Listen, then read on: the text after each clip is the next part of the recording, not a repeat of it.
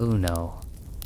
People talk about love as if it's something soft, something delicate, something that lives in old poems and half-forgotten songs. But I want to take you somewhere into a story where love is not soft at all. It's carved in stone. It breathes through marble veins.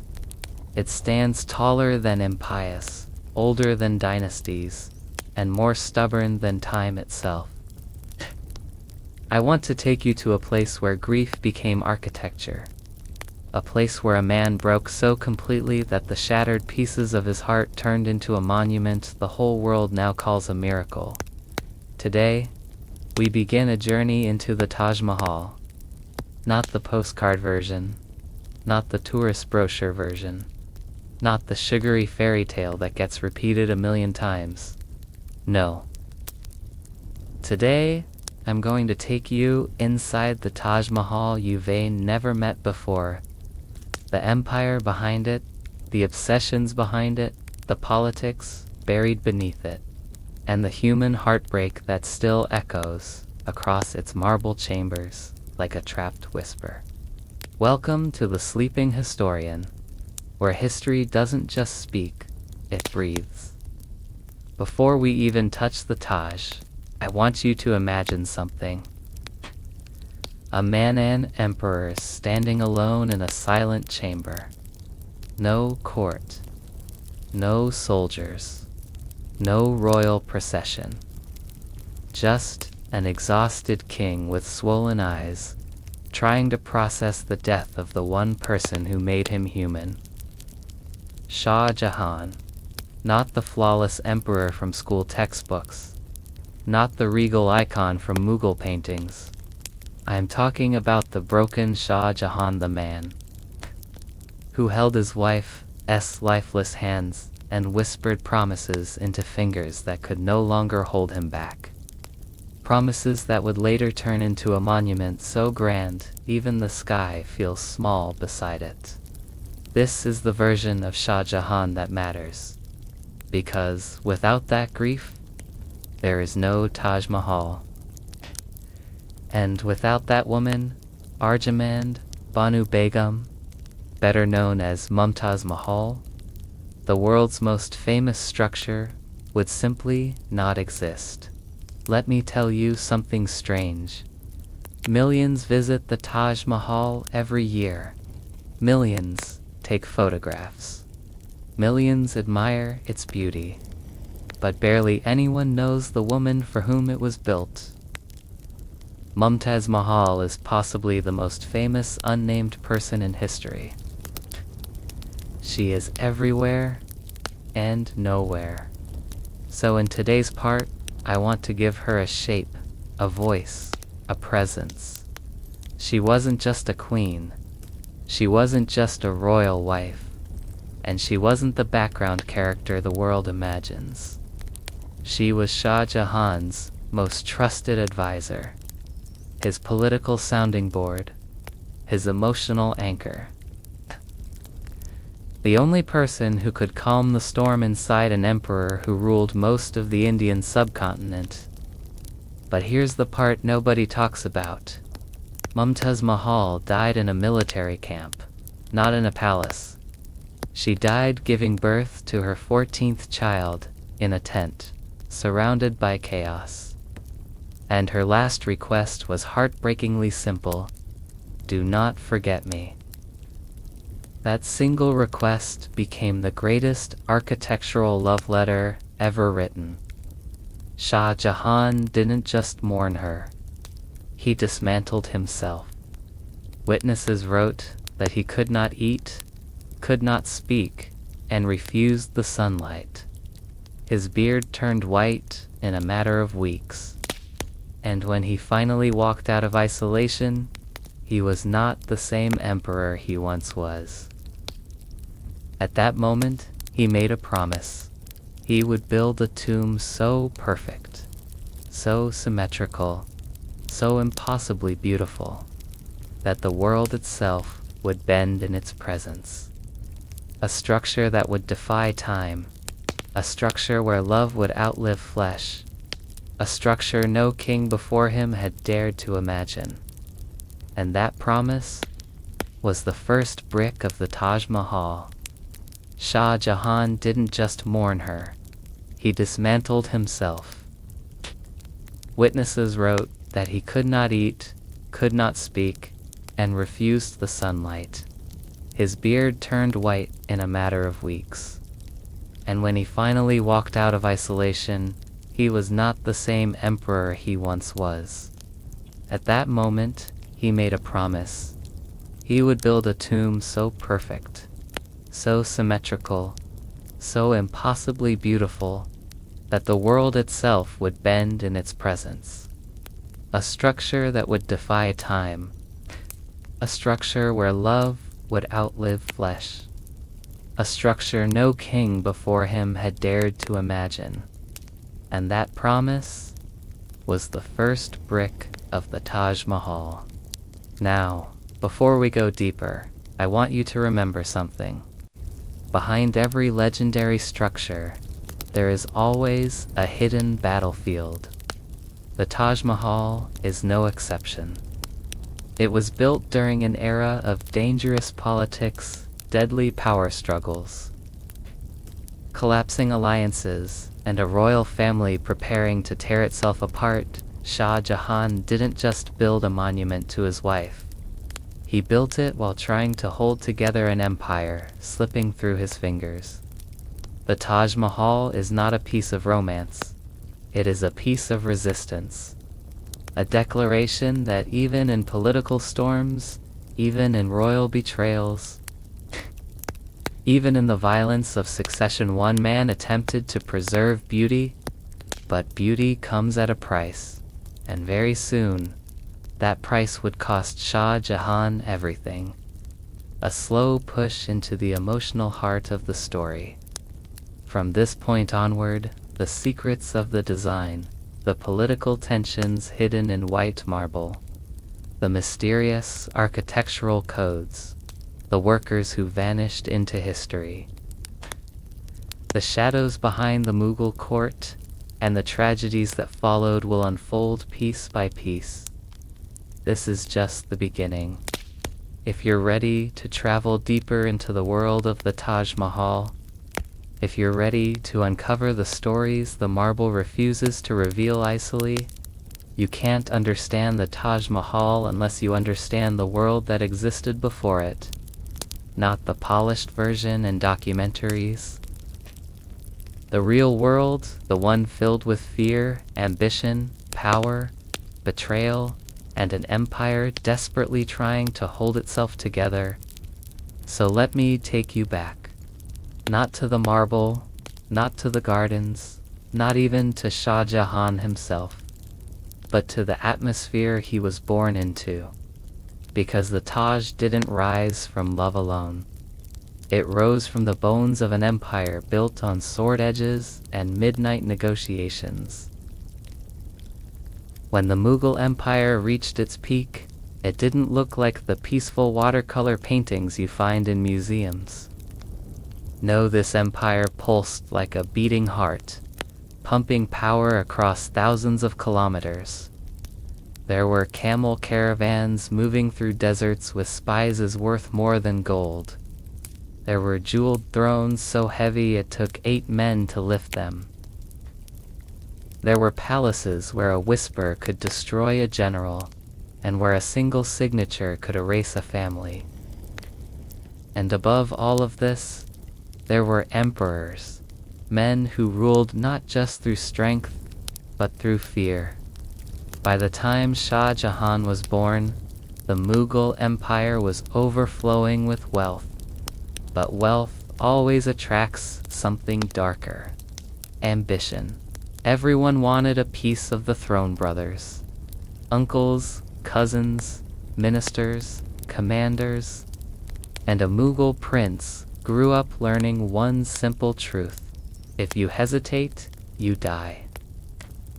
If you trust the wrong person, you die.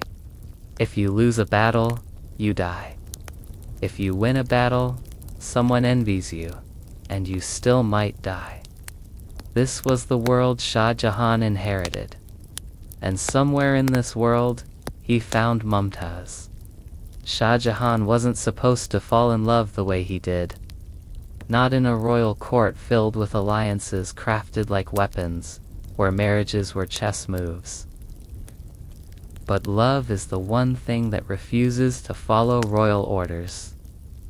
He met her when he was young, at an age when most princes are learning how to negotiate, command, and conquer. Yet this one woman walked into his life and made everything else seem smaller. She wasn't just beautiful. Beauty was common in royal courts. She was calm, sharp, clever. She understood politics like it was a language she was born speaking. And most importantly, she understood him. Not the prince, not the future emperor, just the man. She became the one place where he could drop the shield. The one pair of eyes in the entire empire where he didn't need to pretend. That is why when she died, the emperor inside him cracked, and the man inside him broke. But before that tragedy, before the marble dreams, before the promise of a monument, there was a storm brewing. The Mughal Empire was not as stable as it looked. Enemies pressed against its borders. Rival kingdoms waited for the perfect moment to strike. And inside the royal family, a silent war was always simmering. If you think modern politics is dirty, you should see royal politics from the 1600s. A single rumor could trigger a rebellion. A single alliance could shift the balance of power. A single heir could divide an empire into bleeding pieces. Shah Jahan grew up in this world, absorbing every betrayal, every strategy, every moment of danger. He watched his father, Emperor Jahangir, struggle to maintain control while nobles whispered in corridors and generals built private armies. The empire was decorated in gold, but every piece of gold hit a crack, and that crack would widen. But before the empire fractured, before Shah Jahan tasted power, before he stood at the height of glory, he would make one decision that changed everything. He chose Mumtaz, and even though he didn't know it yet, that choice would shape the Taj Mahal long before the first stone was ever carved. Before the white marble, before the gardens, before the dome that touches the sky, there was a young prince walking through a crowded bazaar in Agra. And somewhere in that sea of people, he saw her. That moment didn't shake the empire. No earthquakes, no drums, no signs from the heavens, just two eyes meeting for a second too long. But that moment would one day create the Taj Mahal. Shah Jahan, then known as Prince Khurram, wasn't the kind of prince who walked blindly through life. He was sharp, observant, trained to notice everything. Yet when he saw Arjamand Banu Begum, whom the world would later know as Mumtaz Mahal, his attention stopped scanning the surroundings. It locked onto her, as if the world had just placed a bookmark on a future chapter. She wasn't dressed in jewels that day. She wasn't surrounded by attendants. She was simply herself. And that, somehow, made her stand out more than any royal ornament ever could.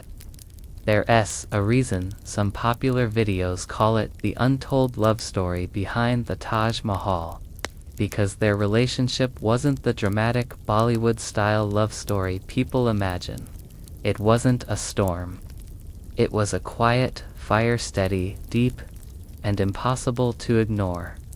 Royal marriages were arranged. Prince Khurram already had political alliances built around him, but what he felt wasn't political. Still, love in a royal family had its own rules. He couldn't simply walk up to her. He had to wait. And waiting is something Mughal princes hated more than losing battles. But months later, the opportunity came. The families approved. The astrologers nodded. The court prepared. And on a night filled with lantern light and music, they married. That day, two things became clear. She wasn't just his wife. She was his partner. She wasn't just a queen. She was his compass. While other royal wives lived in luxury but at a distance, Mumtaz stayed beside him.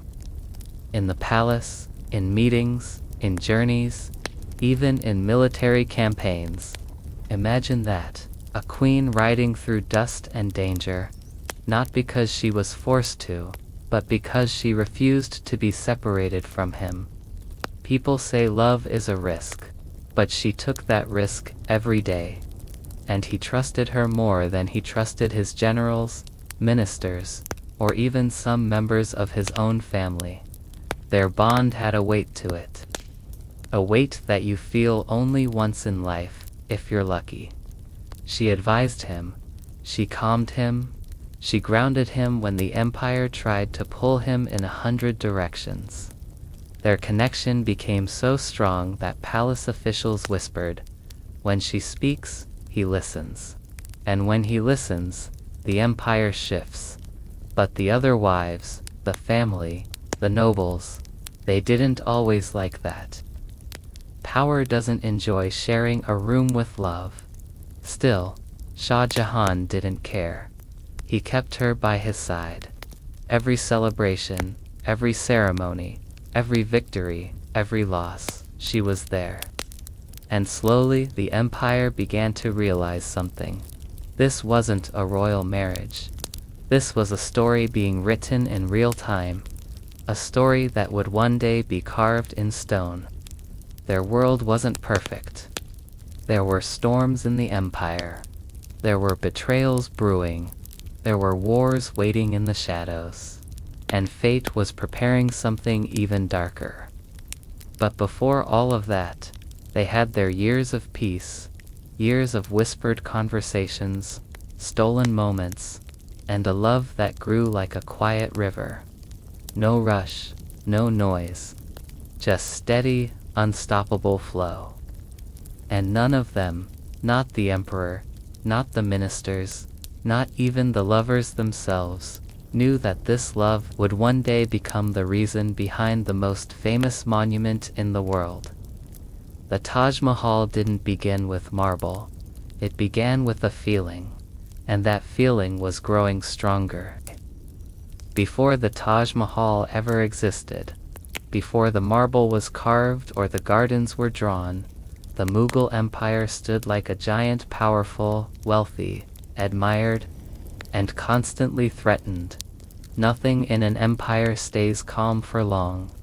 And Shah Jahan, still a prince at this time, lived in the middle of that storm. But even in that storm, there was one steady place. People often imagine royal life as golden halls, silk garments, endless feasts. But behind those walls lived politics sharper than swords. Every smile hid ambition. Every compliment hid a strategy. Every silence hid a calculation. And in that world, Prince Khurram had to walk carefully. His father, Emperor Jahangir, was aging. The noble factions were growing restless. His stepmother, Nur Jahan, was quietly gathering power for her own family. Rival princes wanted the throne. Generals were switching loyalties like changing clothes. Imagine being born into a game where every handshake could turn into a dagger. But Khurram wasn't alone. Mumtaz understood the currents even before he explained them. She read people in a way he couldn't. She sensed danger before it arrived. She calmed him when the court tried to pull him apart. He made decisions with his sword. She kept his heart steady. That balance shaped the future of India. Their bond became so visible that even foreign travelers wrote about it. One wrote that Mumtaz was the light of the emperor's eyes and the strength of his heart, not because she was loud, not because she controlled anything, but because she understood him in a way nobody else did. In the royal court, the ministers noticed something unusual. When arguments heated up, Khurram would leave the room, speak with Mumtaz in private, and return calmer, clearer, more focused. Not everyone liked that. Some thought it was weakness. Others thought she was manipulating him. But the truth was much simpler. He trusted her. And trust real, trustees rare, in a palace. Then came the moment that changed everything. Emperor Jahangir called for Prince Khurram. The empire was unstable. Rebellions were rising like sparks in dry grass. Kingdoms were refusing taxes. Enemies were watching from borders, waiting for a moment of weakness. Jahangir needed someone strong enough to crush rebellion, restore order, and remind the world that the Mughal crown still held fire. That someone was Prince Khurram. Khurram didn't celebrate. He didn't break into joy or pride. He simply looked at Mumtaz. Because the road ahead wasn't going to be lined with victory. It would be lined with blood. And she knew that. Yet she stood beside him. She didn't tell him to stay safe. She didn't tell him to avoid battle. Instead, she told him something simple. Do what you must. I am with you. Sometimes love isn't poetry. Sometimes it isn't gifts or promises. Sometimes it's just presence, unshaken, unbroken. And so the prince rode off to war. He wasn't just fighting rebels. He was fighting the politics of the empire. He was fighting the ambitions of Nur Jahan. He was fighting time itself. But in every camp, every battlefield, every tent lit by dim lantern light, Mumtaz was there. Not as a queen, not as a symbol, but as his anchor. The soldiers began calling her the mother of the people. Captains said the army fought harder when she was near. Some believed her presence itself was a blessing, and Khurram. He believed she was his strength. Their love wasn't loud. It wasn't dramatic. It was steady. But steady things often last the longest. And that steady love was shaping the destiny of an empire. You might have seen a viral video titled "The Real Reason the Taj Mahal Was Built Will Shock You." Most people assume the reason is simply love. But the truth is deeper. Their love was born in peace, but it was forged in war. And every war they survived together made the bond stronger. A bond powerful enough to someday become marble. Empires are not inherited. They are earned sometimes with wisdom, sometimes with blood, sometimes with both. By the time Prince Khurram stepped onto the battlefield, he wasn't just fighting rebellions. He was fighting for his future, for Mumtaz, for the stability of a crumbling empire that desperately needed a leader.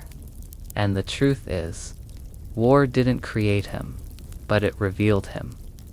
When the first rebellion rose in the Deccan, most generals expected the prince to stay behind luxurious walls, sending orders from a distance. But he didn't. He rode with his soldiers. He slept in tents. He walked through muddy grounds after rainstorms. He listened to the complaints of ordinary troops as if they were ministers. And through all of it, Mumtaz stayed close. Imagine the picture. A royal woman, not hidden behind curtains, not escorted by a small para, but walking inside military camps, speaking to soldiers, comforting wounded men, sharing the dust and discomfort without hesitation. No queen in Mughal history had ever lived that way. She wasn't there as a symbol. She was there because separation from him felt more dangerous than any battlefield, and that presence changed the prince. When you love someone deeply, their strength becomes yours, and her calmness, her quiet courage, her unwavering loyalty, gave him a fire that no soldier could learn from training alone. Rebellions rose like waves, one crushed, another appearing from the horizon. But every victory pushed Prince Khurram closer to the throne. He defeated Afghan chiefs. He broke the power of regional lords. He shut down uprisings before they spread. He restored the respect the Mughal Empire had been losing for years. The soldiers began saying, "When the prince rides, the earth shakes. When his wife stands beside him, the earth steadies." A strange balance, but real.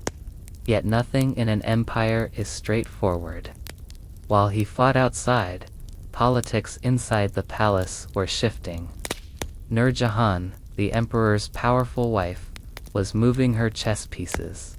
She wanted her own son-in-law on the throne. She wanted control, influence, legacy, and Khurram was in the way. Every victory he won made her more nervous. Every rebellion he crushed made her more threatened.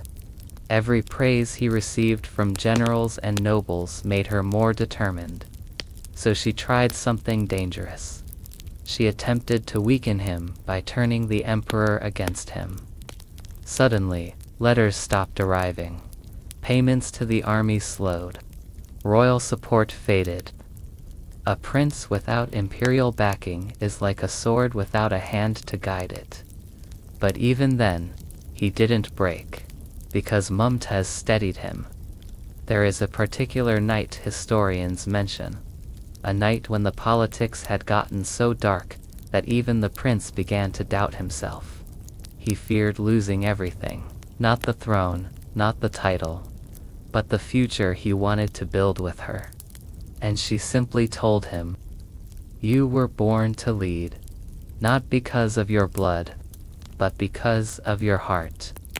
These simple words pushed him through months of uncertainty. Sometimes battles are won long before a sword is drawn. Eventually, his victories became too big for anyone to ignore. The nobles admired him, the army respected him, the people trusted him, and Emperor Jahangir at last accepted the truth. Only Khurram could hold the empire together. The future was clear. He would become the next emperor. But fate is a strange storyteller. Just when life seems steady, just when the sun rises a little brighter, a shadow begins to form. Because while the prince was climbing toward the throne, life had quietly started preparing the tragedy that would one day lead to the creation of the Taj Mahal. The story was about to shift, not toward victory, but toward loss. A loss deep enough to change the world. Power doesn't arrive with applause. It arrives quietly, like a shadow stretching across the floor before you notice the sun has moved. When Emperor Jahangir died, the Mughal Empire didn't simply hand over the throne. The court froze. The nobles whispered. The generals waited. The royal family scanned each other's faces, because in a Mughal palace, a vacant throne was more dangerous than any battlefield. But history already knew who was next. Prince Khurram's victories were too many, his leadership too clear, his supporters too strong. And so he stepped forward, not as a prince, but as the man who would become Shah Jahan. The ruler whose reign would be remembered for art, architecture, prosperity, and heartbreak. The day he took the throne, the empire felt a shift. He wore the crown, yes, but the one person he looked for in that huge, glittering hall wasn't a minister, a general, or a noble. It was Mumtaz. She wasn't on a throne beside him. She wasn't decorated like other queens. She didn't need to be. Her presence alone filled the space. The connection they shared, something the entire empire had watched for years, finally stood at the center of power. Shah Jahan had risen through war, but he would rule through vision, and in every vision, she was there. When he took control, the empire entered what historians later called the Golden Age of Mughal architecture. The Red Fort in Delhi, the grand halls, gardens, mosques, palaces, ideas flowed from him like rivers. But there was one person who listened to those ideas before anyone else. Mumtaz. She was the only one who heard the unpolished version, the sketches before the architects touched them, the dreams before the builders measured them, the raw thoughts before transforming into golden arches and marble pillars. She wasn't his decoration. She was his confidant. The empire saw him as a ruler, but she saw the man behind the crown, and that is why her influence mattered more than politics, because she reached the parts of him no one else could. In the royal records of that time, one detail appears again and again, no matter how official or grand the occasion. Shah Jahan never made a major decision without speaking to Mumtaz first. Ministers found it strange. Nobles found it unusual. But deep inside the palace, it had become clear. He ruled with his mind, but he steadied that mind with her, even in the middle of the most important events, when ambassadors arrived, when treaties were signed, when strategies were discussed. If she entered the room, his expression softened, just slightly, enough for anyone paying attention to understand. This love was no longer just a personal bond, it was shaping the empire. But empires do not stay peaceful for long. Barely had the crown settled on Shah Jahan's head when rebellions and tensions began rising again. Mostly in the Deccan, a region that had always been a stubborn challenge for the Mughals. The Deccan sultans didn't trust the new emperor. They tested him, pushed him, provoked him. Shah Jahan had no choice. He prepared for another campaign, and Mumtaz, as always, refused to stay behind. This was their rhythm. Where he went, she followed. Some wives lived behind palace curtains. Mumtaz lived in the heart of storms. She was not made of fragility. She was made of quiet, unshakable strength. Many viral videos about the Taj Mahal talk about the death that changed history forever. But few explain how tightly the tragedy was woven into this Deccan campaign, because what awaited them there wasn't just an ordinary war. It was the turning point of their lives. A moment that would tear through the emperor's heart and leave a wound so deep that marble would one day become the only way he could express it. They rode south together, toward danger, toward unrest, toward a destiny none of them could see. The road was long, the battles were difficult. But the worst was not the enemy outside. It was the fate waiting silently ahead.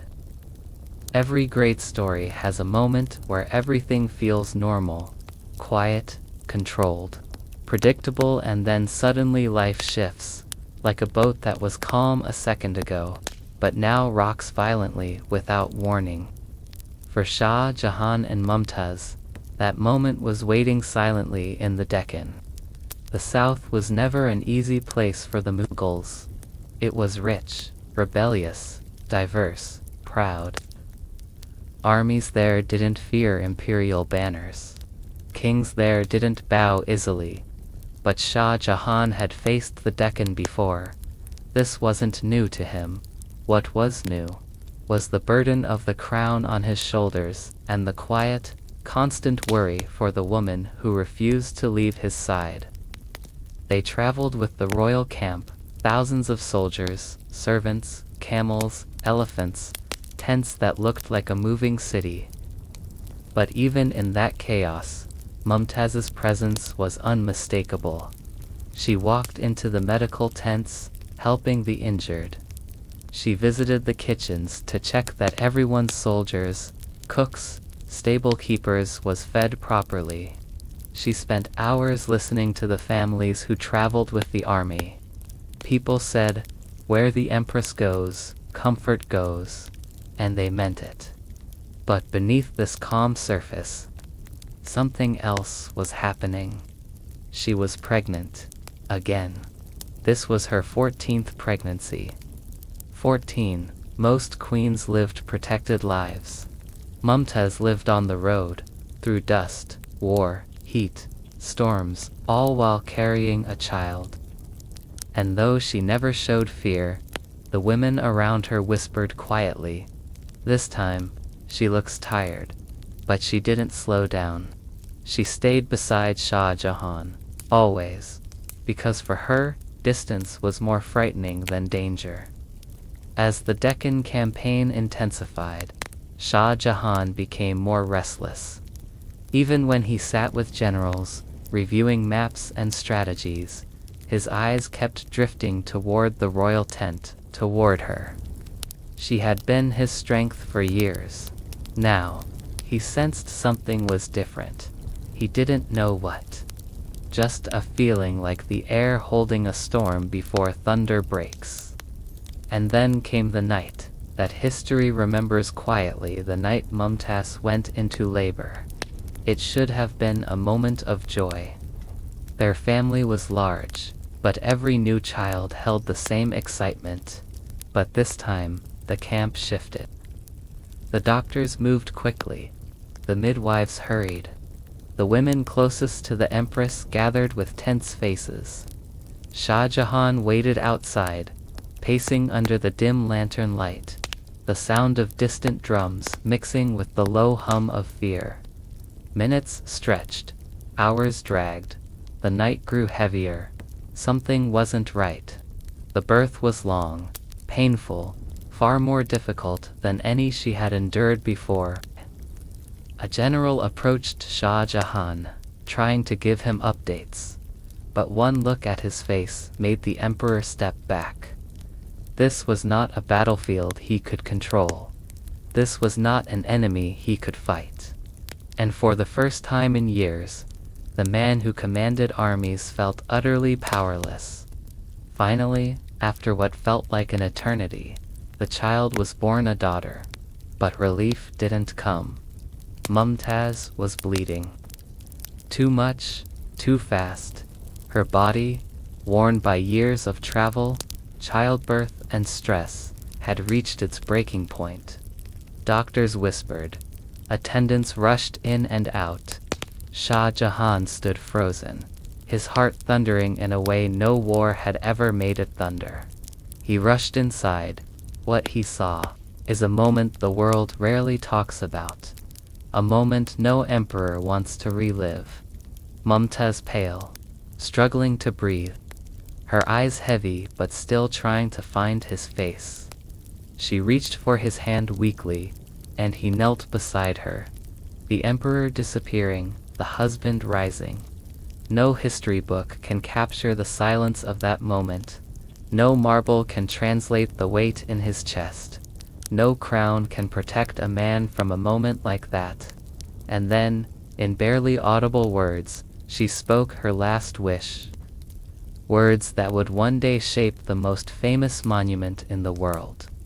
But that part, we will enter soon.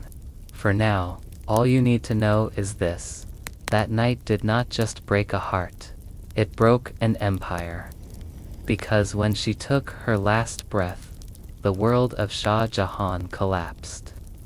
This was the moment that gave birth to the Taj Mahal, not in stone, not in design, but in grief. A grief so deep that it needed marble to survive.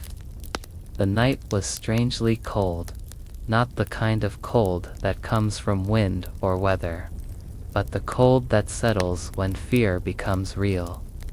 Inside the imperial tent, only a few lamps flickered, their soft, trembling light barely touching the white fabric walls. Outside, the massive Mughal camp, thousands of soldiers, servants, nobles had fallen into an eerie silence. Everyone knew something was wrong, but no one, not even the bravest general, dared approach, because the emperor of the Mughal Empire had dropped to his knees beside his dying wife. Shah Jahan held Mumtaz's hand tightly, as if his grip alone could anchor her to this world. Her breathing grew shallow, like each breath was a fragile thread threatening to snap. Her lips trembled. Her eyes, usually bright, determined, alive, seemed distant, as if already looking toward another world. And then, very softly, she spoke.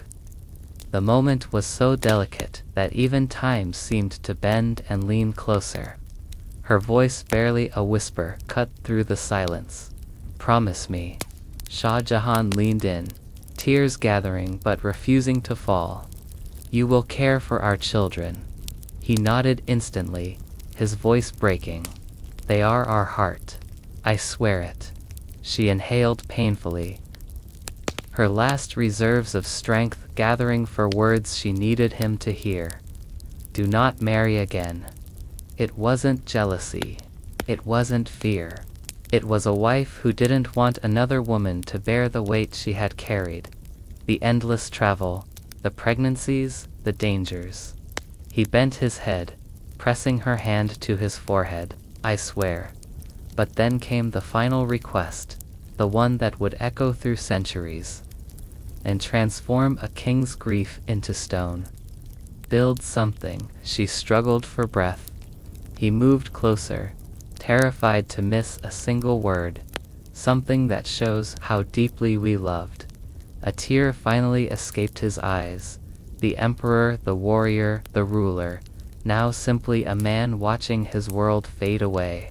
"I will build," he whispered, "a monument the world will remember." Her fingers slowly loosened around his. Her eyes drifted toward him one last time. Soft, peaceful, trusting, and then silence. Not the kind of silence that fills a room, but the kind that fills an entire lifetime. Shah Jahan didn't cry right away. The shock held him frozen, as if his mind refused to accept the truth.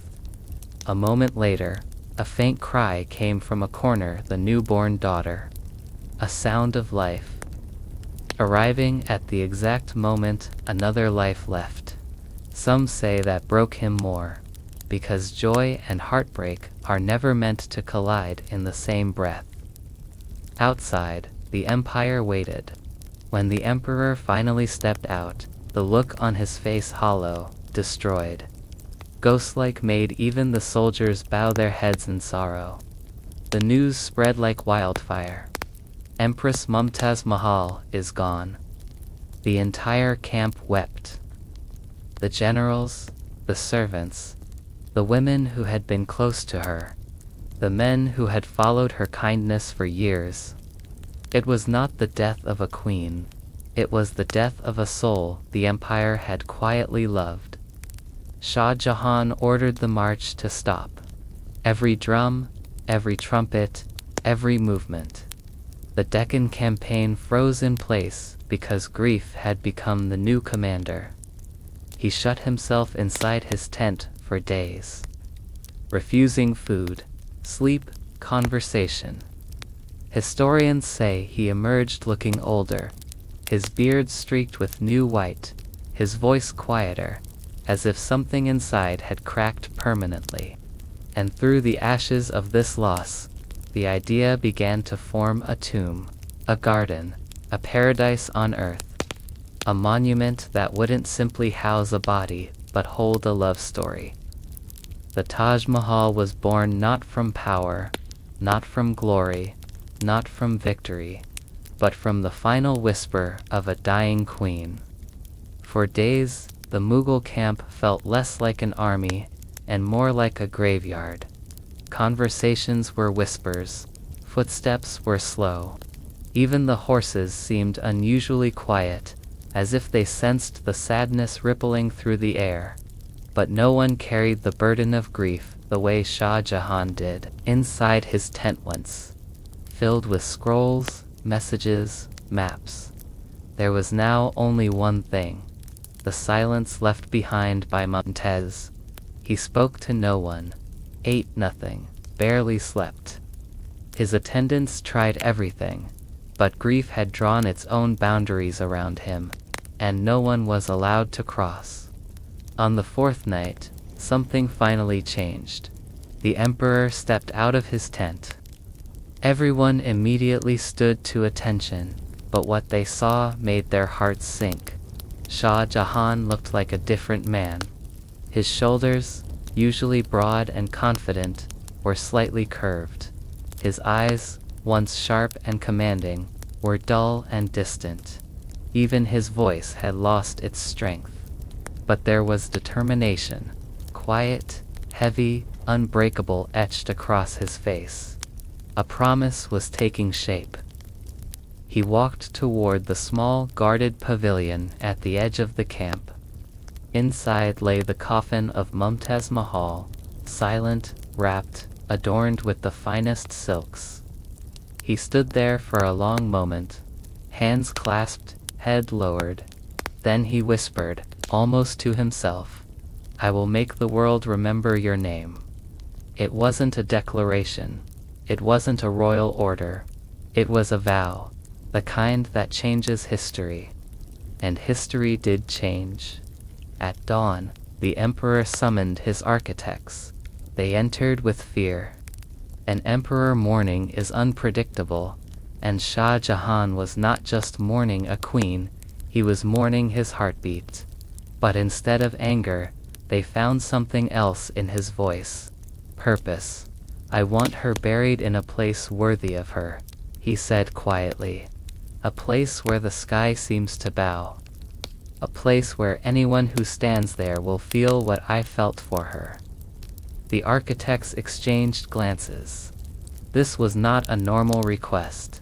This was the beginning of something monumental. He looked directly at them. "Find me the perfect location. Not a good location. Not an ideal location. The perfect one, because love, true consuming, lifelong love, doesn't settle."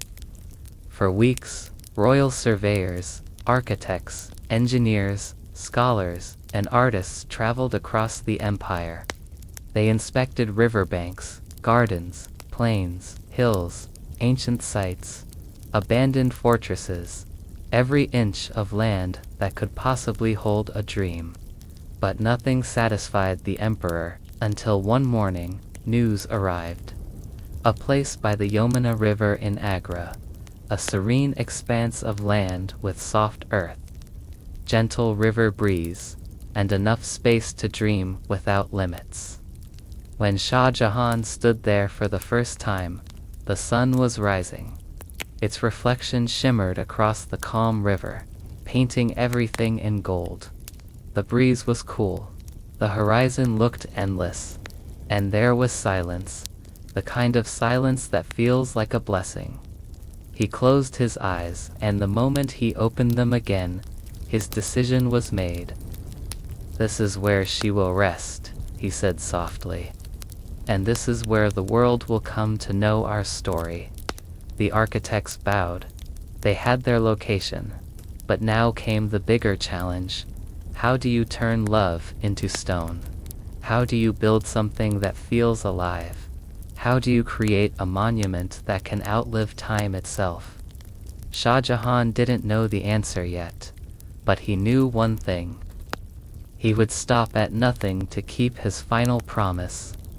The sun had barely risen when the royal architects gathered inside a massive white pavilion set up near the Yamuna River.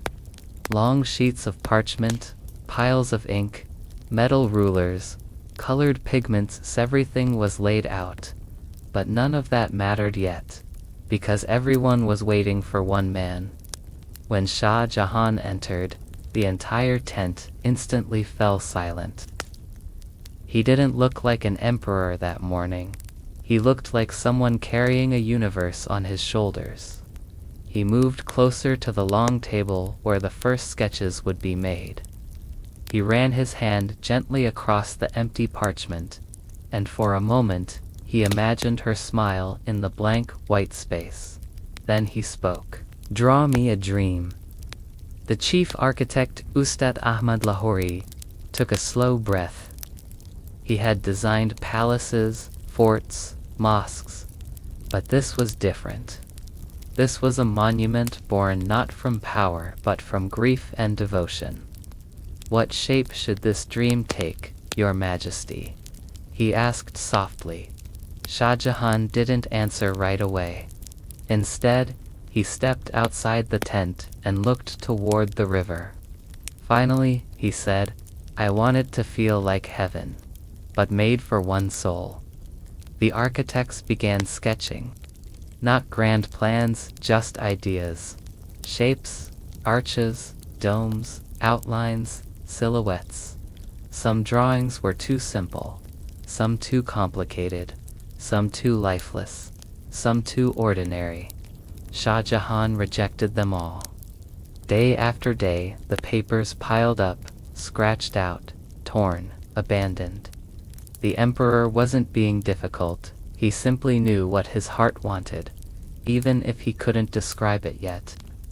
He would look at a design, study it quietly, and then shake his head. "This doesn't feel like her." Those 5 words kept haunting the architects. How do you design a feeling? How do you shape her? One late evening, after everyone else had left, Ustad Ahmad Lahori stayed back alone. He lit a small lamp, rolled out a fresh parchment, and closed his eyes. He didn't think about architecture. He thought about Mumtaz, the stories the emperor had told, the way she carried herself, the softness in her presence. He imagined a building that didn't rise sharply, but blossomed softly, a dome that didn't dominate, but cradled the sky. Symmetry, balance, calmness, a design that looked like a sigh of relief. His hands began to move, line after line, curve after curve. A central dome shaped like a delicate tear, for minarets like guardians, tall and graceful. A plinth strong enough to hold generations of love. A garden that mirrored paradise, with pathways leading toward her final resting place. When Shah Jahan saw this sketch the next morning, he didn't speak for nearly a full minute. His eyes softened, his shoulders relaxed. And then, he placed his hand on the drawing. "This," he whispered, "feels like her." It wasn't the final blueprint. Not even close. But it was the heartbeat the monument needed. Now that they had a direction, the work exploded. Artists from Persia, calligraphers from Syria, stonecutters from Rajasthan, master masons from the entire Mughal Empire. Shah Jahan wasn't just building a tomb. He was building a masterpiece designed by the best talent the world had to offer. Every day, more designs were pinned to the big wooden board. Patterns, domes, arches, corridors, gateways. The emperor visited daily. He walked slowly. He studied everything. He made changes with careful precision, like a man sculpting emotion itself. Make the marble white, white like peace, white like memory. Let the verses be carved gently, so the words seem to whisper. Let the garden breathe. Every instruction came from love, not authority. And that's what made the vision grow into something that wasn't just architecture. It was devotion in physical form. But behind all this planning, a massive challenge still awaited. Where would they find the marble? How would they transport it? How many workers would it take? How long would this dream need before it stepped into reality?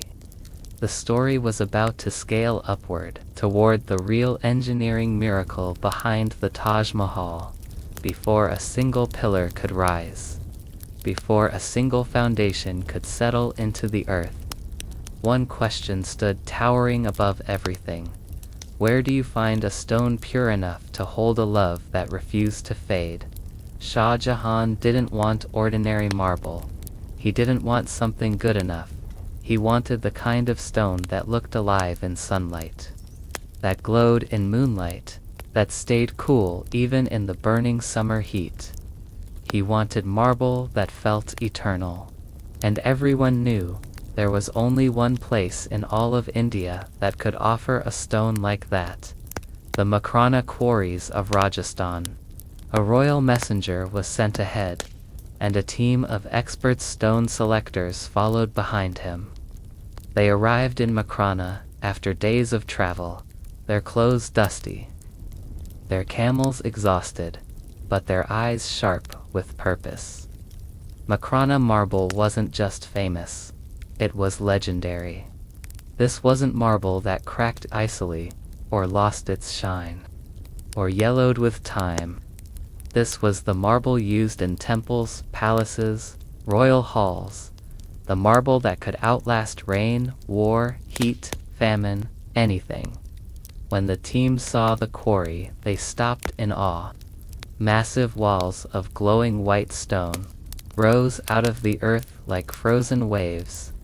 When sunlight hit the surface, it didn't bounce back harshly, it melted softly, as if the marble were drinking the light and letting it rest inside forever. The chief inspector touched the stone and closed his eyes. This is the one. Shah Jahan wanted no cracks, no impurities, no yellowish tones, no dull patches, only the cleanest, brightest, quietest marble. The workers cut massive blocks with metal wedges, hammers, and pure muscle strength. Each block weighed multiple tons, but they still rejected more than half. That's how strict the emperor's standards were. Some blocks were too grainy, some had faint brown lines, some had hidden mineral streaks inside. All rejected. The stone that did make the cut was stacked carefully in shade so the desert sun wouldn't heat it up too much. Then the real challenge began. Imagine this for a moment. You have hundreds of giant marble blocks weighing thousands of kilos each. You must move them from the middle of Rajasthan's desert all the way to Agra. No trucks, no trains, no cranes. Just manpower, animals, and engineering genius. How do you even do that? With everything the Mughal Empire could offer. More than 1,000 elephants, tens of thousands of bullocks, massive wooden carts reinforced with thick beams so they wouldn't snap under the weight, and long endless caravans stretching across the horizon. People who lived by the roadside would later say, it looked like the earth was moving. The journey from Makrana to Agra was nearly 400 kilometers, but moving marble wasn't like walking. It was slow, painstaking, dangerous. The elephants would walk in the front, pulling the great wooden carts. Behind them came bullocks, pushing with their horns and shoulders to help the wheels move forward, and around them walked hundreds of men, guiding, shouting, coordinating. Every mile took tremendous effort. Sometimes the wheels sank into soft sand.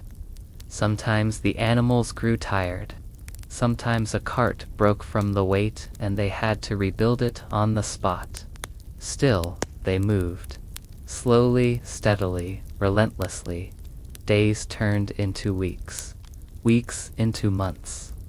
And finally, the white blocks arrived near the banks of the Yamuna River, where the foundation for the Taj Mahal was waiting like an empty heartbeat.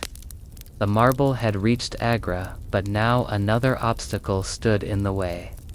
How do you move thousands of tons of marble across the wide Yamuna River without letting a single block crack? The usual wooden bridges would snap under the weight. So the engineers came up with a solution nobody expected. They built a temporary bridge made out of compacted earth, layer after layer, mud, clay, sand, gravel packed tightly, beaten down, reinforced, until the river itself had a solid pathway across it. For months, the Yamuna didn't look like a river. It looked like a road. A road built purely to carry love across water. And slowly, piece by piece, like assembling a giant puzzle, the marble reached the construction site. They were finally ready to lay the foundation. But the story of the foundation, how deep it went, how long it took, and how it still holds strong today, is a story of its own. Before the Taj Mahal could rise like a poem in white stone, it needed something far less poetic, a foundation strong enough to hold a dream for centuries. And this wasn't any ordinary building. This wasn't a fort built on rock.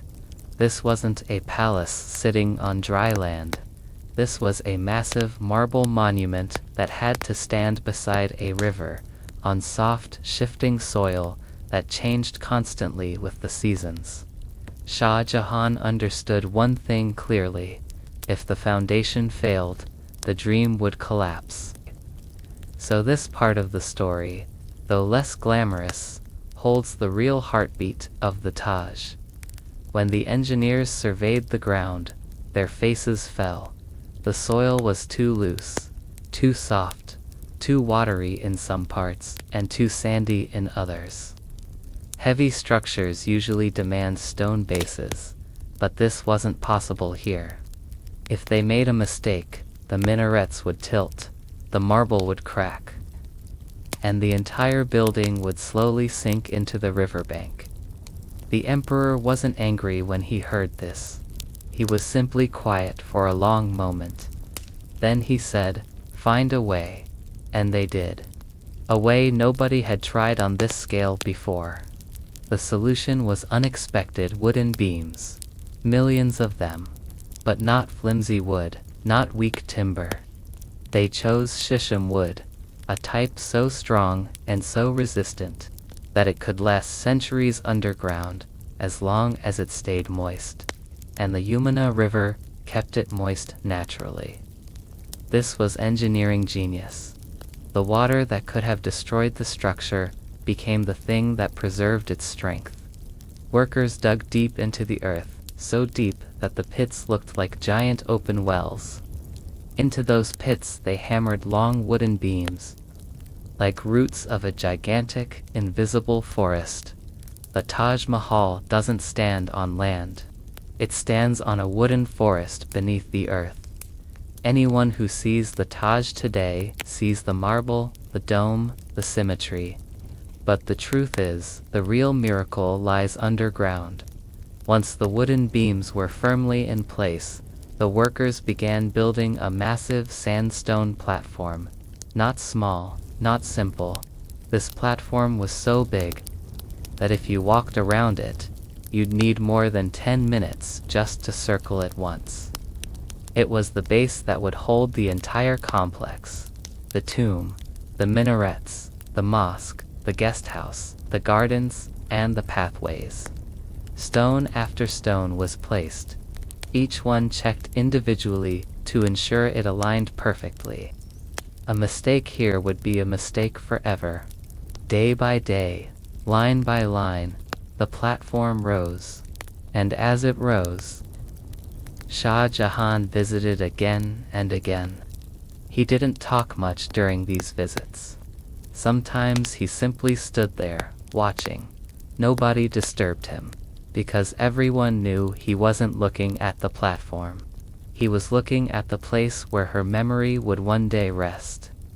When the designs for the minarets were finalized, the architects suggested something unusual. "Your Majesty, the towers should not be perfectly vertical." Shah Jahan raised an eyebrow. "Why?"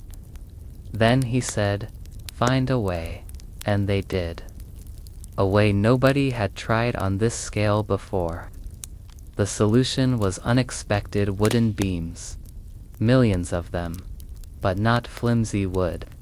Not weak timber. They chose shisham wood, a type so strong and so resistant that it could last centuries underground, as long as it stayed moist. And the Yamuna River kept it moist naturally. This was engineering genius. The water that could have destroyed the structure became the thing that preserved its strength. Workers dug deep into the earth, so deep that the pits looked like giant open wells. Into those pits they hammered long wooden beams like roots of a gigantic invisible forest. The Taj Mahal doesn't stand on land. It stands on a wooden forest beneath the earth. Anyone who sees the Taj today sees the marble, the dome, the symmetry. But the truth is, the real miracle lies underground. Once the wooden beams were firmly in place, the workers began building a massive sandstone platform. Not small, not simple. This platform was so big that if you walked around it, you'd need more than 10 minutes just to circle it once. It was the base that would hold the entire complex. The tomb, the minarets, the mosque, the guest house, the gardens, and the pathways. Stone after stone was placed, each one checked individually to ensure it aligned perfectly. A mistake here would be a mistake forever. Day by day, line by line, the platform rose. And as it rose, Shah Jahan visited again and again. He didn't talk much during these visits. Sometimes he simply stood there, watching. Nobody disturbed him, because everyone knew. He wasn't looking at the platform. He was looking at the place where her memory would one day rest. When the designs for the minarets were finalized, the architects suggested something unusual. "Your Majesty, the towers should not be perfectly vertical." Shah Jahan raised an eyebrow. "Why?" the chief engineer explained. "If they stand straight, and an earthquake hits, the towers may fall inward and damage the mausoleum." "So you want them to lean?" the emperor asked. "Very slightly," the engineer whispered.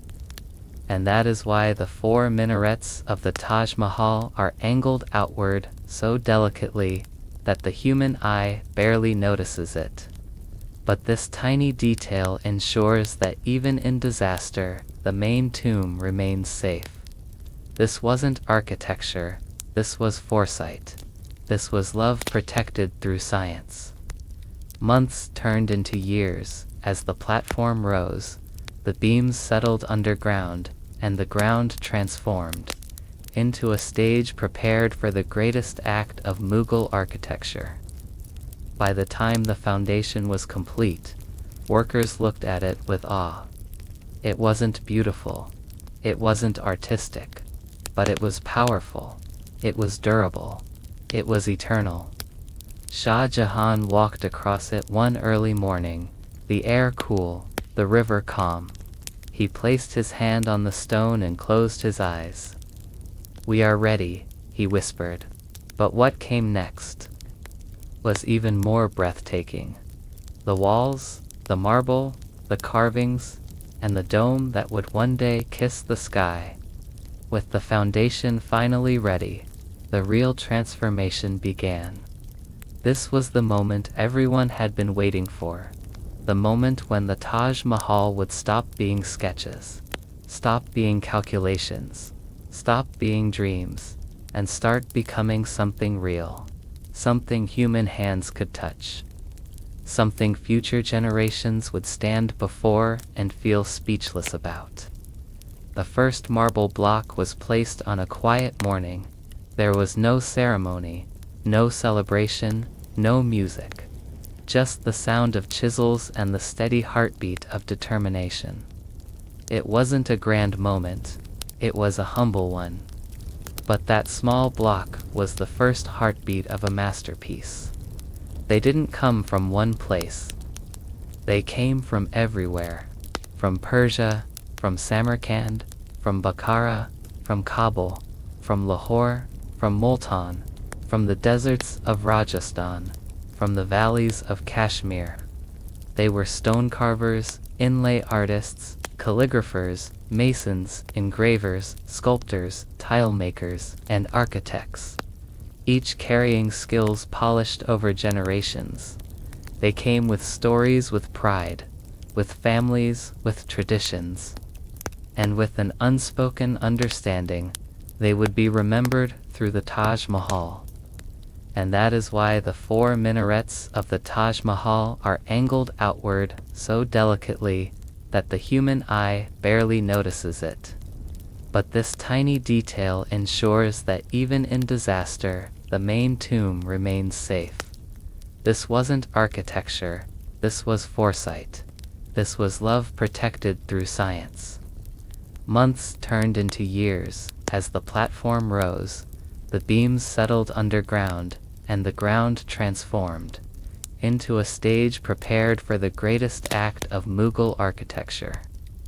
By the time the foundation was complete, workers looked at it with awe. It wasn't beautiful, it wasn't artistic, but it was powerful, it was durable, it was eternal. Shah Jahan walked across it one early morning, the air cool, the river calm. He placed his hand on the stone and closed his eyes. "We are ready," he whispered. But what came next was even more breathtaking. The walls, the marble, the carvings, and the dome that would one day kiss the sky. With the foundation finally ready, the real transformation began. This was the moment everyone had been waiting for. The moment when the Taj Mahal would stop being sketches, stop being calculations, stop being dreams, and start becoming something real. Something human hands could touch. Something future generations would stand before and feel speechless about. The first marble block was placed on a quiet morning. There was no ceremony, no celebration, no music. Just the sound of chisels and the steady heartbeat of determination. It wasn't a grand moment, it was a humble one. But that small block was the first heartbeat of a masterpiece. They didn't come from one place. They came from everywhere. From Persia, from Samarkand, from Bukhara, from Kabul, from Lahore, from Multan, from the deserts of Rajasthan, from the valleys of Kashmir. They were stone carvers, inlay artists, calligraphers, masons, engravers, sculptors, tile makers, and architects, each carrying skills polished over generations. They came with stories, with pride, with families, with traditions, and with an unspoken understanding they would be remembered through the Taj Mahal. For many of them, this was not just work, it was destiny. The marble walls of the Taj are not just decorated, they are alive with patterns. Flowers that appear soft, even though they're carved from stone, vines twisting delicately, petals rising in gentle curves. The artisans carved them with hands so steady it seemed like the marble itself guided them. Some spent weeks on a single floral design. Shah Jahan had one rule: no flower should fade with time, so they made the carvings not shallow, but deeply engraved, so that even if centuries passed, the patterns would remain. Sometimes, when the emperor visited, he would watch the workers silently. One of them once asked him, "Your Majesty, why flowers? Why so many flowers?" Shah Jahan smiled gently. She loved gardens. If carving was the body, Petrodura was the soul. This art form involves cutting precious and semi-precious stones into tiny pieces and fitting them like a puzzle into the marble. Not glued, not painted, but set so precisely that even a needle cannot slip between. Lapis lazuli from Afghanistan, jasper from Punjab, turquoise from Tibet, cornelian from Arabia, jade from China, onyx, malachite, agate, topaz, stones carrying entire histories within them, each one chosen for its color, its shine, its emotion. If you look closely at the Taj even today, you'll see flowers made of stones so perfectly fitted they look like jewels resting on water. And none of them have faded, not in 400 years. The Quranic verses on the Taj Mahal weren't written with ink. They were crafted from black marble inlaid into white stone. The calligrapher, Amanat Khan, was considered the greatest of his time. But here's the amazing part. He didn't just write verses. He engineered them. The letters on the gateway are actually much larger at the top than at the bottom. Why? Because if they were all the same size, the top ones would look tiny from below. So he adjusted the proportions to create an illusion from ground level.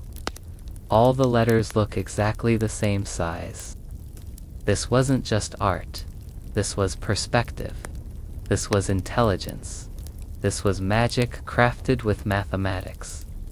Every day, one sound echoed across the river. Tack, tack, the rhythm of chisels hitting marble. It wasn't noise, it was music. A steady, determined, unbroken song that lasted for years. Sometimes it slowed, sometimes it intensified, but it never stopped. Workers passed away. New ones arrived. Children grew up watching their fathers carve. Some even joined them later. The Taj Mahal wasn't built by one generation. It was built by several. Imagine spending your whole life on a project you may never see finished. That's the kind of devotion this monument demanded. Shah Jahan didn't stay distant. He visited often, sometimes with guards, sometimes alone. He didn't shout. He didn't rush anyone.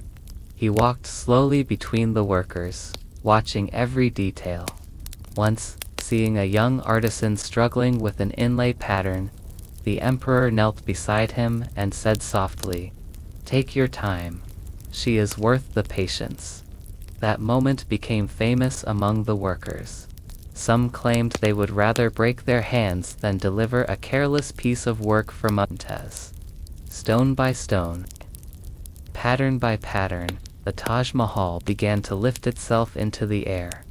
It no longer looked like plans on paper. It no longer looked like a construction site. It began looking like a promise taking shape. From the riverbank, people could see the walls rising, the pillars stretching upward, the surfaces glowing white, as if someone had captured moonlight and frozen it into architecture. And yet, the most difficult part hadn't even begun. The dome, the crown, the soul of the Taj Mahal. That story is a storm of engineering, devotion, and near impossible challenges. The sun had barely risen when the architects gathered again. This time in a newly constructed pavilion overlooking the Yamuna River. The morning mist still clung to the water, turning the entire scene into something between a memory and a dream, and perhaps that was fitting, because what they were about to do would blur the line between imagination and reality. But today was different. The emperor was not here. Shah Jahan had deliberately stayed away. He had made one thing clear: I want the first designs to be created without the weight of my presence. Let creativity breathe before I shape it. And so the architects, over a dozen of the brightest minds of Persia, the Mughal Empire, and beyond, took their places around a long wooden table. On the surface lay blank scrolls, sharpened quills, pots of ink, tools for measurement, compasses, rulers, and intricate carving samples they had brought from their own regions. The air was thick with tension, not because they doubted their skills, but because each of them recognized the truth. They were about to design a monument that would define their careers, their lives, and possibly the history of architecture itself. One of the oldest architects, a man named Ustad Hamid, leaned over the table and finally said, "We begin with the foundation, the heart of the structure." Another countered, "No, we begin with the dome. Everything below it will adapt to the crown." A Persian scholar added, "But a crown without a throne is incomplete. We need balance, not hierarchy." Voices rose, hands gestured, ink pots rattled. Yet beneath all the noise, something beautiful was happening. The dream was starting to take shape. Slowly, on one of the largest scrolls, the first lines appeared. An outline of a square base, simple, stable, certain. A square, one architect explained, is the symbol of earthly order, a perfect resting place for a beloved queen. Another dipped his quill. And it must sit within a garden, because paradise in Islamic tradition is described as a garden beneath which rivers flow. Someone else added softly, "The building should not stand alone, it must breathe." That was the first moment everyone in the room fell silent. The idea felt right, natural even. All eyes turned toward Ustad Ahmad Lahori, the quiet, intense mind, who had been chosen as the chief architect of the entire project. He stayed silent for a long time. His fingertips lightly touched the blank paper as though he could already feel the building existing beneath it. And then he drew a circle. One perfect, deliberate sweep of the hand. No hesitation. No correction. No tremor. When he finished, the younger architects leaned forward. "That is the dome," someone whispered. "No," Lahori replied softly. "That is the idea of the dome." He added two more curves, one inside the circle, one outside, creating a layered form, one that seemed to rise even on paper. "With these layers," he said, "light will breathe through it. Sound will float. The heavens will rest upon it." It was the moment the heart of the Taj Mahal was born. Later that evening, Shah Jahan finally entered the pavilion. He walked slowly, silently, studying every sheet of paper, every sketch, every unfinished idea. The architects held their breath. The emperor said nothing for a long time. Then, suddenly, he placed his hand on the drawing of the layered dome. His voice trembled with emotion. "This," he whispered, "feels like her." He didn't explain. He didn't need to. Everyone understood. This was not a structure, not a palace, not a monument. It was a memory, a soul, a promise carved into geometry. When he finally raised his head, he gave the order that moved the project from dream to destiny. "Begin refining the design. We will build this, even if it takes a lifetime." And for some of them, it would. The next morning, the pavilion near the Umena was alive again. But this time, it wasn't with the careful silence of creativity. It was with rising tension. Voices clashed. Hands waved. Scrolls were unrolled and rolled back with frustration. Ink smudged across knuckles and sleeves as some architects lost patience while others defended their ideas with fierce passion. The dream was growing, but so was the debate around it. Because designing the Taj Mahal was not just an act of devotion. It was an act of ambition. And ambition always invites conflict.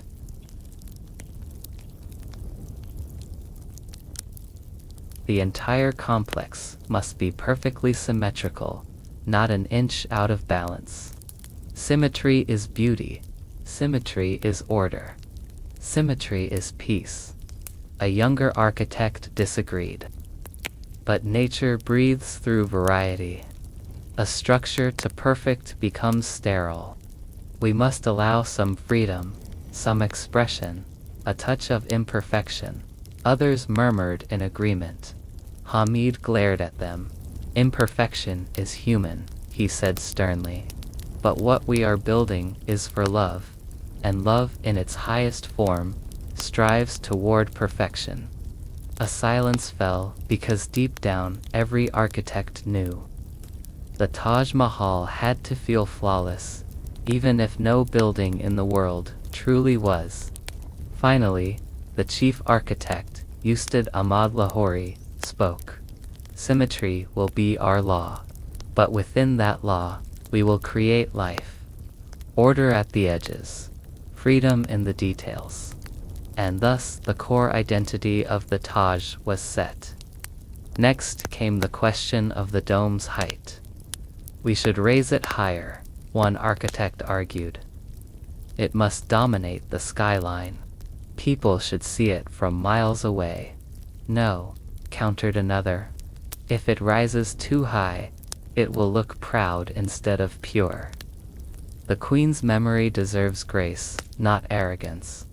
A third voice added, the minarets should be taller than the dome, so they guide the eye upward. No, the dome must remain the crown.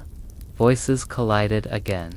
Paper crackled under angry hands. At last, Lahori lifted his quill and drew a single sweeping curve, elegant, steady, balanced.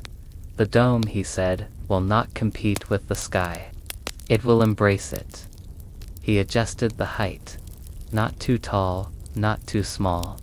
A perfect middle path that made the dome look like it floated instead of pressed upward. Shah Jahan approved it instantly. That approval settled the argument forever. Now came the battle that nearly tore the team apart.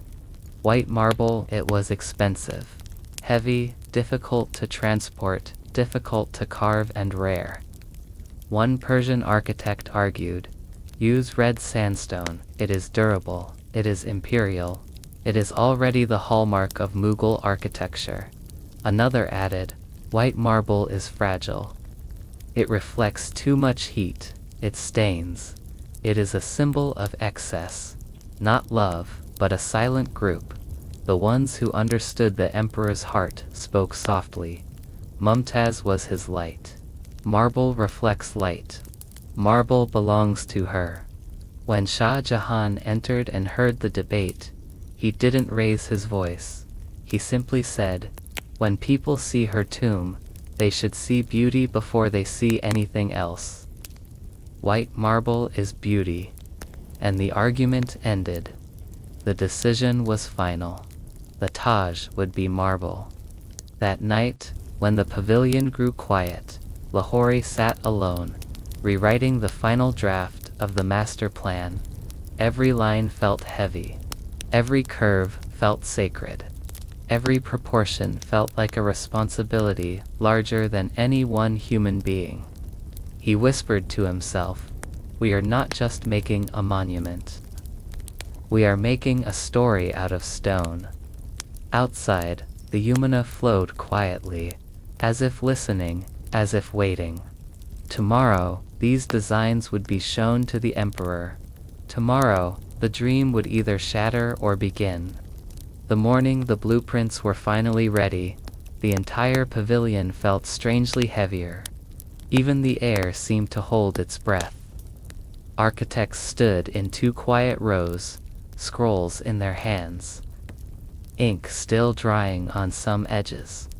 Ustad Ahmad Lahori stood at the front, calm on the outside, but with the storm of hope and fear inside. Because today, after months of arguments, sketches, failures, and long nights lit by oil lamps, the emperor would finally see the first complete design of what would one day become the Taj Mahal. Shah Jahan entered without any grand announcement. No drums, no trumpets. No ceremonial steps. Just a quiet, steady walk. And yet, every person in the pavilion straightened instantly, because his presence alone was enough to bend the entire atmosphere. He stopped in front of Lahori. Is this the dream you're ready to show me? He asked softly. Lahori bowed his head. Yes, Your Majesty. Then begin. The first scroll opened with a soft rustle. A hand-drawn map of the entire complex. Not a building, a world. Shah Jahan's eyes followed the pathways. The long symmetrical gardens, the reflection pools, the minarets standing like four guardians, and at the center, a white marble tomb shaped with curves that seemed almost alive. For a long moment, he said nothing. Everyone waited. Even the wind outside the pavilion seemed to pause. The second scroll revealed the dome, a curve that felt like a whisper of the sky, neither too proud nor too shy, balanced with a quiet confidence. This, the emperor murmured, is how a soul should rise. His voice was soft, but filled with something deep. Something only the loss of a soulmate can carve inside a man. The architects exchanged surprised glances. He wasn't just analyzing the design, he was feeling it. Next came the minarets, leaning ever so slightly outward to protect the tomb in case of collapse. The emperor noticed instantly. This tilt, deliberate? He asked. Yes, Lahori replied. If the earth ever shakes, they will fall away from her resting place. Shah Jahan looked up, and for the first time that day, a faint smile touched his face. You have thought ahead. You understand what I fear to lose again. Then came the scroll of the marble carvings, flowers that would never wilt, leaves that would never dry, vines that would never lose their direction. One architect explained, these are not just decorations. They are symbols of paradise. When the last scroll unfurled, the one showing the interior chamber and the final resting place of Mumtaz, the emperor's shoulders stiffened. The chamber was simple, pure, quiet, white, like a prayer carved into stone. And for the first time in front of the team, a single tear touched his cheek. No one dared to move. He whispered, she hated darkness. You kept her in the light. When the last scroll unfurled, the one showing the interior chamber and the final resting place of Mumtaz, the emperor's shoulders stiffened. The chamber was simple, pure, quiet, white, like a prayer carved into stone. And for the first time in front of the team, a single tear touched his cheek. No one dared to move. He whispered, she hated darkness. You kept her in the light. For a long moment, Shah Jahan said nothing. The architect stood frozen, not sure whether the tear meant approval or heartbreak or both. Finally, he turned to Lahori. You have given shape to my sorrow, he said, and you have transformed it into peace. Then, slowly, deliberately, he placed his hand on the blueprint. This, he declared, is the design we will build. A collective breath filled the room. Some architects nearly collapsed with relief. Others closed their eyes in gratitude. The dream had been accepted. The emperor straightened, his voice regaining its royal firmness. Send riders across the empire. We need the finest marble workers, the strongest stone cutters, the most skilled calligraphers, the rarest stones. He looked toward the Yamuna. And tomorrow, we begin preparing the land. The Taj Mahal had officially entered the next stage of its destiny. Not just a dream, not just a design, but a future. Long before the first marble block was ever touched, long before the dome began to dream its way into the sky, the story of the Taj Mahal took a quieter, heavier breath, the preparation of the land. People often admire the finished beauty of the Taj, but very few stop to wonder. What lay under it? What layers of earth held its weight? What silent battles were fought before a single pillar rose? This is where the real beginning happens. The chosen land rested by the Yamuna River, soft, moist, unpredictable, beautiful, but dangerous. Soil that could feed gardens, but not support an empire's grief carved into marble. Shah Jahan knew this land intimately.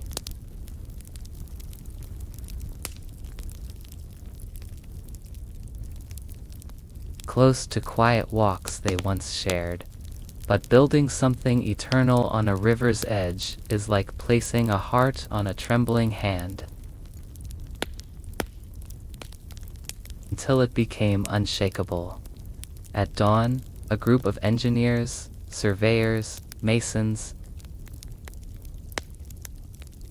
they poked iron rods into the soil, measured water levels, mapped out the underground layers, and marked points with red-stained flags. Lahori stood silently among them, his feet sinking slightly into the damp ground. "This land breathes," he whispered. "It moves with the river." One of the engineers answered, "Then we must teach it stillness." Later that morning, Shah Jahan himself arrived on horseback. No royal umbrella, no long procession. Just him, the river, and the land where love would take the shape of stone. He dismounted and pressed his palm against the earth. "It feels soft," he said quietly. "Will it hold her?" Lahori replied, "It will. Once we strengthen it from the bones." Shah Jahan nodded. "Then make the bones worthy of her." The plan was ambitious, far beyond what most buildings of that era attempted. Instead of building on soil, they would build on a giant platform supported by thousands of deep wells. Yes, wells, not for water, for strength. Massive cylindrical wells were dug deep into the earth, one after another, like a honeycomb spreading beneath the future mausoleum. Each well was filled with chunks of stone, compacted clay, lime, and a secret mix of binding mortar, layer after layer, packed so tightly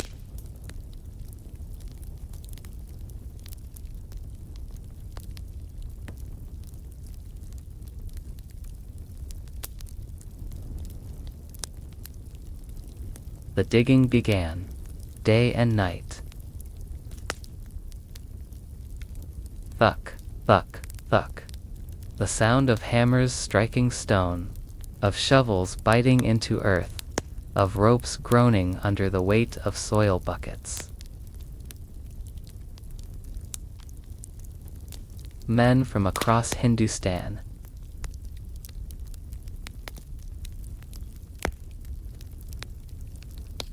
skilled workers from Lahore, Multan, Delhi, and caravans carrying artisans from Persia and Bukhara. Fires lit the night. Food stalls appeared. Merchants set up shops. Families camped in tents. Children ran between scaffolds and stacks of timber. The Taj Mahal didn't begin with marble. It began with people. A river of humanity flowing into one purpose. Because the design was so specialized, training grounds were built beside the site. New workers learned how to cut stone without cracking it, how to mix lime strong enough to survive centuries, how to carry heavy blocks using team balance, how to maintain the angle of the foundation wells, how to pack clay under pressure. Instructors shouted instructions as the sun burned overhead. Some men fainted, some gave up and left, but those who stayed became part of a workforce unlike anything the region had seen. One evening in mid-Man's, the river rose higher than expected.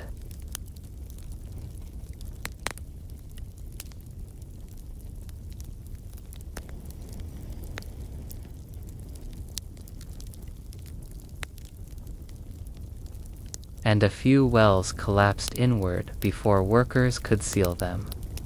For hours, men struggled knee-deep in mud, pulling ropes, propping up wooden supports, shouting warnings. Lahori stood in the middle of the chaos, completely soaked. directing repairs with a voice that refused to shake. He didn't sleep that night. The next morning, Shah Jahan arrived to inspect the damage.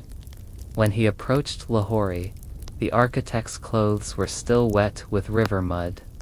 The emperor simply said, "You fought the river." Lahore nodded, and it reminded us that this land isn't ours yet. The emperor placed a hand on his shoulder. "Then let's earn it." Weeks turned into months. Thousands of wells were completed. Stone by stone, the massive platform began to rise. A giant elevated base, thick enough to support a dream that weighed more than marble. Workers carved channels to guide overflow water. Engineers adjusted angles to distribute weight. Architects inspected every new layer like guardians standing over a sacred secret. When the final layer of the platform was finished, a hush fell over the entire workforce. It was enormous. Smooth, balanced, strong. A foundation not just for a building, but for an emotion that refused to fade. Lahore stood at the edge and whispered, "She will not sink. She will rise." When Shah Jahan climbed the steps and stood on the flat white base, he paused. He didn't speak. He just slowly walked from one end to the other. Each step echoed softly. This was the surface, where the Taj Mahal would one day stand, where his memories would be sculpted, where sorrow would turn into beauty. Finally, he said, "Now bring me the marble." The entire site erupted in cheers. The first stage was complete. The land was ready. The foundation was alive. The Taj Mahal could finally begin to rise. The foundation was ready. The land stood firm. The platform rose like a blank canvas stretching under the open sky. Now came the part the world remembers, but almost no one fully understands. The arrival of the marble, not just any marble, not stone taken from nearby hills, not everyday slabs used in markets or mansions. This was Makrana marble, the purest, whitest, most enduring stone the empire could find. A stone so resilient that even centuries later it still glows in moonlight as if it had captured a piece of the sky inside it. This was the heart of the Taj. Word spread across the empire that the emperor had given his royal command. "Bring me the finest white stone that can keep love alive for eternity." In Makrana, deep in the Rajasthani mountains, the quarries roared to life. Miners struck their chisels into the rocky earth, with a rhythm that echoed across the hills. But the stones they cut were not small pieces. These were giants, massive blocks weighing several tons, each one destined to become a part of a dream. And dreams, as heavy as they are, still need carriers. The emperor sent the strongest force he had, elephants, hundreds of them. Great beasts with legs like pillars and hearts trained to obey. Even the toughest commands. They marched into Makrana, covered in embroidered cloths, their tusks polished, their steps steady and thunderous. Villagers gathered to watch, children climbing onto rooftops, women peeking from behind latticed windows as the imperial caravan arrived. The elephants knelt patiently as workers tied enormous marble blocks to their backs with thick ropes made of layered hemp. Some blocks were so large that multiple elephants had to be coordinated together, moving as one giant creature. Lahore later said, "Without the elephants, the Taj would have taken a century." From Makrana to Agra was a long, dusty, punishing road. The caravan stretched across many miles, a living river of elephants, ox carts, camel lines, engineers, guards, cooks, water carriers, and skilled stone handlers. Each day, the ground trembled under the weight of marble. At night, fires lit the camps as workers massaged the elephants' legs to keep them strong for the next day. Some roads had to be widened, some bridges had to be reinforced, and in several places, workers built temporary wooden platforms just to let the caravan pass. The dream of the Taj Mahal didn't just rise in Agra. It began on every road that led to it. It happened at sunrise. A single elephant, draped in royal blue cloth, stepped onto the construction site carrying the first marble block. Workers paused mid-task. Some dropped their tools. Some walked toward it as if approaching a sacred relic. The block was lowered gently, touching the platform with a deep, soft thud. It was the moment everything changed, because marble had finally touched the foundation. And from that first touch, the Taj Mahal began to breathe. The emperor arrived soon after. He walked to the block, placing his fingertips on the cold surface. For a moment, he didn't speak. Then he whispered, "This stone is already pure, but by the time you're finished, it will glow like a prayer." Nearby, Lahori heard him and felt a surge of both pride and fear. The emperor's expectations were sky-high, as always, and matching them would require every ounce of genius his team possessed. Soon, hundreds of marble blocks arrived, then hundreds more, then thousands. A vast open yard was created beside the main site, a sea of white, where the sun glinted off stone so brightly that workers often squinted under cloth-wrapped foreheads. Each block was marked with ink symbols to show where it would eventually go. Some destined for the walls, some for the dome, some for the minarets, some for the inlay carvings, some for the platform edges. Every block had a future. Every block had a destiny.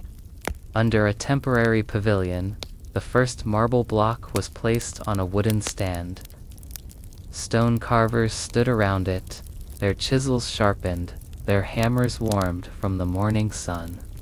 Lahori stepped forward. He touched the stone, closed his eyes for a moment, and then nodded. A carver raised his hammer and struck the first blow. Tack. A sound sharp enough to echo across the entire site. The Taj Mahal's walls had officially begun. Soon the whole site filled with the crisp tapping of chisels, the scrape of iron against marble, the soft thump of polishing stones, the rhythmic counting of workers, the gentle commands given to elephants. It was not noise, it was music. The music of creation. And little by little, shapes began to emerge.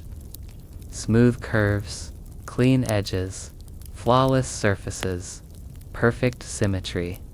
It was like watching mountains transform into poetry.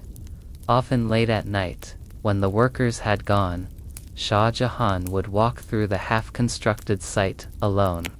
He would place his hand on a freshly carved block and speak softly. "I hope she can see this. I hope she knows." He wasn't speaking as an emperor.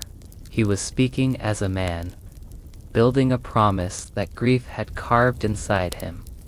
One morning, a carver accidentally cut too deeply into a marble panel meant for the mausoleum's exterior. The entire team froze. The block was flawless, brought from far away, chosen carefully, intended for a critical spot. A ruined piece meant starting again. Another long journey, another delay. The worker trembled. Everyone waited for punishment. But instead, Lahori said, "We redo it. Not because the emperor demands perfection, but because love deserves it." And Shah Jahan later agreed. Every stone must carry the right emotion. Slowly, so slowly, that on some days the progress felt invisible. The walls began to rise. One block, one tap of a chisel, one polished surface at a time.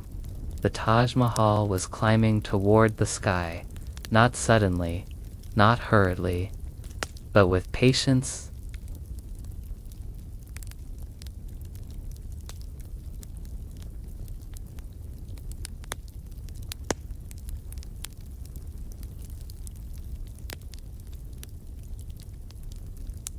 Had begun to stand. They say marble remembers everything, every touch, every whisper, every intention. And as I walk deeper into the quieter corners of the Taj Mahal complex, I start to feel that truth vibrating beneath my feet. Because part 19 is not about what the Taj Mahal is, but what it almost was. The dreams that floated just inches from reality. The plans that Shah Jahan carried but history quietly buried. The echoes of a future that never arrived. A mirror palace, identical to the Taj, but carved entirely from black marble. A mausoleum for Shah Jahan to face Mumtaz's white tomb across the Yamuna River.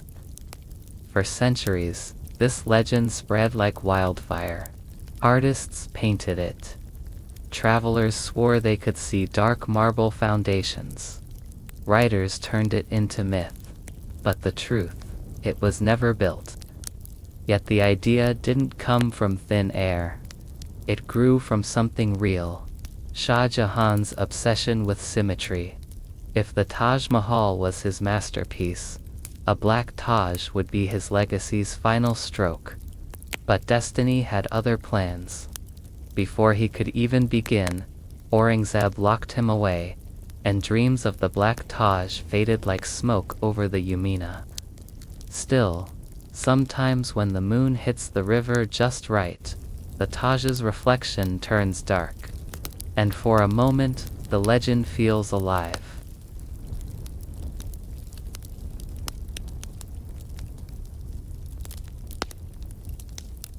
The Taj Mahal is like that. There are sealed rooms, locked corridors, gated stairways, and even spaces bricked up centuries ago. People have theories about them, from storage chambers to acoustics rooms to architectural experiments, but their true purpose, it's unclear, and that makes them perfect, because mysteries breathe life into monuments. When I look at those shut doors, I can't help but imagine Mughal architects sketching designs lit by oil lamps, debating airflow, marble weight, river pressure, things we barely think about but mattered hugely back then. Here's something most people never realize. The Taj Mahal was supposed to be part of a larger riverfront city, fountains, pavilions, gardens stretching far along the Yamuna. A symmetrical paradise carved from earth and water, but only fragments were completed. Why? Money, power struggles. And a new emperor who didn't care for his father's dreams. Imagine walking along a grand marble pathway stretching miles beside the river, lined with orchards and sandstone balconies. That reality almost existed, but now it lives only in blueprints gathering dust in archives. When Shah Jahan looked at the Taj Mahal, he didn't just see a tomb. He saw a rebellion against time. Buildings crack, power shifts, memories fade, but marble can outlive empires. The Taj Mahal wasn't meant to be a memorial. It was meant to be a message. One last thunderous declaration from a man who loved beyond reason and ruled beyond imagination. Every unfinished plan he left behind tells us the same thing. He wanted the world to stop moving, right here, and perhaps, in a way, it does. Because when you stand in front of the Taj Mahal, the world really does fall quiet. 400 years later, the Taj Mahal still inspires copies in Dubai, Bangladesh, even in films and miniature parks. None capture the soul of the original, but that's also the point. You can copy marble, you can copy architecture, but you can't copy a heartbeat. and the Taj Mahal has one. Every unfinished idea, the riverfront city, the sealed rooms, the black mausoleum, they all feed into the same truth. The Taj Mahal wasn't just built once, it's still being built in our imaginations. Back when it was built, reaching the Taj Mahal meant weeks of travel, mud roads, river crossings, dust storms, monsoon skies. Today, one tap on a screen and the Taj is in your pocket. Yet despite the drones, documentaries, and millions of photos, the real Taj refuses to shrink into a digital thumbnail. When people finally see it with their own eyes, they react the same way travelers did hundreds of years ago. Silence first, then disbelief. Then that strange feeling in the chest, like something ancient waking up. Technology changed the world, but not the Taj Mahal's power. Some places can't be reduced, they can only be experienced. The Taj Mahal has watched armies march past it, revolutions explode, governments rise and fall like waves. It's seen colonial rule, independence, modernization, and crowds so large the marble floors warmed under their footsteps. It should have cracked. It should have crumbled. It should have given in.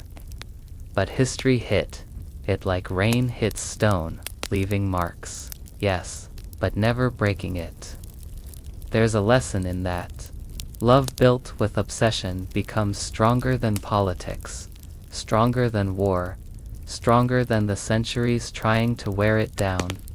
This monument isn't protected by walls, it's protected by people, stone polishers who learn their craft from fathers and grandfathers. Conservators who spend hours restoring microscopic details. Garden keepers who trim every hedge like it's a living part of the story. Guards who watch over it long after the tourists go home. These invisible guardians are the reason the Taj Mahal still stands. Because marble can't protect itself, but people can protect what marble means. Shah Jahan made one promise to move. The world will remember your name. He kept it. Every person who says Taj Mahal becomes part of that promise. Every photo, every story, every gasp from someone seeing it for the first time, that's the promise still unfolding. But the real secret of the Taj Mahal, it isn't actually about Shah Jahan, and it isn't about it's about us humans, and our desperate need to hold on to the people we love, even after time tries to take them away. The Taj Mahal is the world's most beautiful refusal to forget. Picture this, the sun is setting behind the towers. The marble is glowing like a warm cloud. The crowds thin out until it's just a few silhouettes drifting slowly across the courtyard. You take one last step back. You look up at the dome, floating like a moon pulled close to Earth. And for a moment, just a heartbeat, everything stops. No noisy. No centuries. Just you and a love story carved in stone. And that's when you understand, the Taj Mahal isn't a monument. It's a feeling, one that outlives emperors, outlives dynasties, outlives us all. If you enjoyed this journey, if you want more forgotten stories, hidden worlds, and ancient wonders brought back to life, then do the simple things that help this channel grow. Hit the like button. Subscribe to the channel and join me again, the sleeping historian, as we wake the past, one story at a time.